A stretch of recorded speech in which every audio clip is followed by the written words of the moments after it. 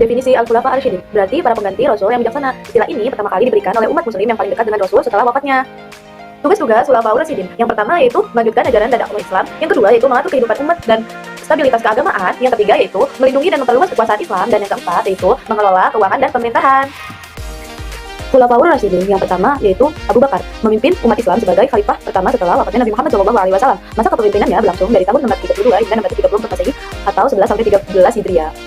Yang kedua, Umar bin Khattab merupakan khalifah kedua setelah Abu Bakar As-Siddiq, memimpin dari tahun 634 hingga 644 Masehi atau 13 sampai 23 Hijriah. Yang ketiga ada Utsman bin Affan, di mana Utsman bin Affan ialah khalifah ketiga dalam sejarah Islam yang memimpin dari tahun 644 hingga 656 Masehi atau 23 sampai 35 Hijriah. Dan yang keempat yaitu Ali bin Abi Thalib, di mana ialah khalifah keempat dalam sejarah Islam yang memimpin dari tahun 696 hingga 661 Masehi atau 35 sampai 40 Hijriah. Pengelolaan keuangan publik periode Khulafaur Rasyidin. Yang pertama yaitu pada masa Khalifah Abu Bakar As-Siddiq. Yang pertama yaitu penegakan kewajiban zakat, di mana Abu Bakar sangat tegas dalam menegakkan kewajiban zakat, di mana ia memerangi mereka yang menolak membayarnya. Dana zakat ini digunakan untuk kesejahteraan umum. Dan yang kedua yaitu pengelolaan Baitul Mal, di mana beliau melanjutkan penggunaan Baitul Mal sebagai pusat keuangan negara yang mengelola pendapatan dari zakat, foroj, jizyah, dan hams. Yang ketiga yaitu transparansi dan akuntabilitas, di mana Abu Bakar menekankan pentingnya pencatatan yang rapi dan penggunaan dana sesuai kebutuhan masyarakat, menjaga transparansi dan akuntabilitas. Dan yang keempat yaitu distribusi dana, di mana dana Baitul Mal didistribusikan untuk berbagai kebutuhan, termasuk bantuan sosial, pembangunan infrastruktur, gaji pegawai, dan kegiatan militer. Yang kelima yaitu kebijakan fiskal berbasis kesejahteraan, di mana Abu Bakar menerapkan kebijakan fiskal yang fokus pada kesejahteraan sosial, membantu mereka yang membutuhkan, serta memberikan pinjaman tanpa bunga kepada petani dan pedagang. Pengelolaan keuangan publik periode Umar bin Khattab. Kebijakan keuangan publik pada masa Umar bin Khattab yaitu yang pertama ada pengelolaan Baitul Mal, di mana Umar bin Khattab memelihara Baitul Mal dengan hati-hati. Ia hanya menerima pemasukan sesuai syariat dan mendistribusikannya kepada yang berhak. Umar juga mendirikan sistem administrasi Baitul Mal yang tertata dengan baik dan memastikan bahwa pendapatan negara seperti zakat, kharaj, dan jizyah tidak dihabiskan sekaligus, melainkan disimpan untuk kebutuhan darurat dan gaji tentara. Khalifah sendiri hanya mendapatkan tunjangan minimal dari Baitul Mal, menunjukkan komitmennya pada keadilan dan kejujuran. Yang kedua yaitu departemen pelayanan publik, di mana Umar mendirikan beberapa departemen seperti pelayanan militer, kehakiman, dan jaminan sosial. Ia juga membangun diwan untuk memberikan tunjangan bagi anggota militer dan pensiunan. Pada tahun 16 Hijriah, Umar mengumpulkan dana foroj dari berbagai wilayah untuk keperluan umat dan militer. Yang ketiga yaitu kepemilikan tanah dan pengaturan pajak, di mana Umar memperlakukan tanah-tanah taklukan sebagai fai, yaitu kepemilikan negara yang hasilnya digunakan untuk kesejahteraan umat. Ia juga mengatur zakat dan ush, membedakan zakat dari madu yang diperoleh dari daerah pegunungan dan ladang. Zakat madu dari pegunungan sebesar 1/20, sedangkan dari ladang sebesar 1/10.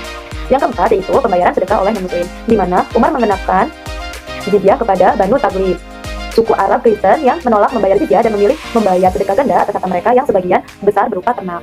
Yang keenam yaitu ada reformasi mata uang, di mana Umar menetapkan standar bobot untuk dirham perak yaitu seberat 14 kirat atau 70 gram berlai untuk menghindari kebingungan masyarakat akibat nilai dirham yang tidak seragam. Yang keenam yaitu ada pengeluaran negara, di mana pengeluaran negara diarahkan untuk keperluan prioritas seperti dana pensiun bagi militer baik muslim maupun non-muslim serta pegawai sipil.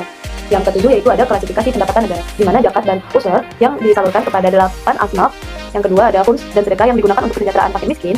Yang ketiga ada kharaj, fai, jizyah, ushur, dan sewa tahunan yang berasal dari non-muslim dan digunakan untuk kebutuhan militer, pensiun, dan operasional. Yang terakhir ada pendapatan lain yang digunakan untuk keperluan sosial seperti pemeliharaan anak terlantar. Pengelolaan keuangan publik periode Utsman bin Affan. Kebijakan keuangan publik pada masa Khalifah Utsman bin Affan yaitu yang pertama ada pengembangan sumber daya alam, di mana setelah penaklukan wilayah-wilayah seperti Balkh, Kabul, Ghazni, Kerman, dan Sistan, Utsman menerapkan tindakan efektif untuk memajukan sumber daya alam. Proyek-proyek seperti penggalian aliran air, pembangunan jalan, dan penanaman pohon buah-buahan dilakukan. Selain itu, organisasi kepolisian tetap dibentuk untuk menjaga keamanan perdagangan. Yang kedua yaitu ada reformasi lahan, di mana lahan luas milik keluarga kerajaan Persia yang disita pada masa Umar bin Khattab tetap disimpan oleh Umar. Namun Utsman membagi lahan tersebut kepada individu untuk reklamasi dan mengontribusikan hasilnya ke Baitul Mal. Nah, kebijakan ini meningkatkan penerimaan negara dari 9 juta dirham pada masa Umar menjadi 50 juta dirham pada masa Utsman. Selain itu, Utsman mengizinkan pertukaran lahan antara wilayah yang ditaklukkan dan Hijaz serta Yaman, berbeda dengan kebijakan Umar yang lebih konservatif.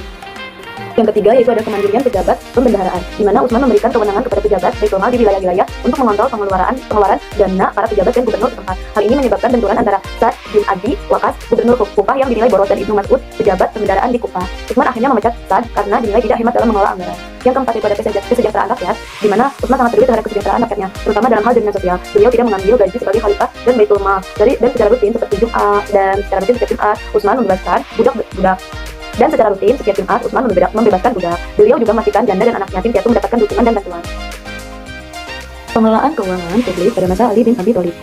Kebijakan ekonomi yang diterapkan oleh Khalifah Ali bin Abi Thalib selama masa pemerintahannya yang singkat dan penuh tantangan sangat mencerminkan prinsip keadilan dan tasawuf yang sebelumnya juga diterapkan oleh Abu Bakar As-Siddiq. Dalam pidato politik studi antik, Ali menekankan kesetaraan di antara kaum muslimin tanpa memandang latar belakang baik Ansor maupun Muhajirin. Beliau mengatakan, dengarkanlah siapa saja dari kalangan Ansor dan Muhajirin yang masih berpegang pada pendapat bahwa oleh karena persahabatannya dengan Rasulullah SAW merasa mempunyai keutamaan daripada orang lain, ia patut mengetahui bahwa keutamaannya itu hanya akan bermanfaat di akhirat kelak, di mana Allah Subhanahu wa taala akan membalasnya. Oleh karena itu, pahamilah dan berpegang teguhlah pada agama Allah Subhanahu wa taala dan sunnah Rasulullah SAW. Pastikan bila kita masuk din Islam dengan sepenuhnya dan menghadapi ke kiblat kita, yang berarti kita mengakui hak dan tanggung jawab Islam. Sesungguhnya kamu semua adalah hamba Allah dan harta kekayaanmu juga milik Allah. Maka harta itu akan dibagikan sama rata di antara kalian. Dalam hal ini tidak ada seorang pun lebih utama dari orang lain. Bagaimanapun juga Allah akan memberikan balasan yang terbaik kepada mereka yang takut kepadanya. Kebijakan keuangan publik pada masa Ali bin Abi Thalib. Yang pertama yaitu ada integritas dalam penggunaan dana Baitul Mal. Nah, meskipun terlibat dalam konflik besar dengan Muawiyah, Ali bin Abi Thalib menolak perasaran dari orang-orang dekatnya untuk menggunakan dana Baitul Mal untuk kepentingan pribadi atau politik. Beliau sangat menjaga integritas dan tetap memprioritaskan bahwa dana Baitul Mal hanya boleh digunakan untuk kepentingan rakyat. Yang kedua yaitu ada kehidupan sederhana khalifah, di mana Ali menjalani kehidupan yang sangat sederhana meski memiliki akses terhadap Baitul Mal. Menurut Ibnu Katsir, Ali hanya menerima jatah pakaian yang sederhana dan seringkali bajunya penuh dengan tambalan. Ini menunjukkan komitmennya terhadap prinsip keadilan dan kesetaraan, tidak memanfaatkan kekuasaannya untuk hidup mewah. Yang ketiga yaitu ada distribusi pendapatan Baitul Mal, di mana pada masa Ali, sistem distribusi Baitul Mal dioptimalkan. Seluruh pendapatan dari berbagai wilayah termasuk Madinah, Busra dan Kufah didistribusikan setiap pekan, memastikan bahwa sumber daya negara segera sampai ke rakyat yang membutuhkannya. Ini adalah sistem distribusi mingguan pertama yang diterapkan dalam pemerintahan Islam. Yang terakhir yaitu ada pencetakan mata uang, di mana salah satu langkah penting Khalifah Ali adalah pencetakan koin atas nama negara Islam. Pencetakan koin ini menandakan kemajuan teknologi peleburan besi dan pencetakan koin di kalangan kaum muslim. Namun karena pemerintahan Ali yang singkat, akibat pembunuhannya, koin tersebut tidak beredar secara luas. Kesimpulannya, Khulafaur Rasyidin terdiri dari Abu Bakar, Umar, Utsman, dan Ali. Ialah pemimpin bijaksana yang melanjutkan dakwah dan misi Rasulullah SAW, menjaga kemurnian ajaran Islam, memperluas wilayah serta membangun pemerintahan yang adil. Mereka berperan penting dalam pengelolaan keuangan publik melalui Baitul Mal, memastikan distribusi sumber daya negara secara adil dan transparan demi kesejahteraan umat. Setiap khalifah memiliki kebijakan fiskal dan keuangan yang unik, namun semuanya bertujuan untuk mendukung kesejahteraan sosial, meningkatkan pembangunan, dan menjaga stabilitas negara.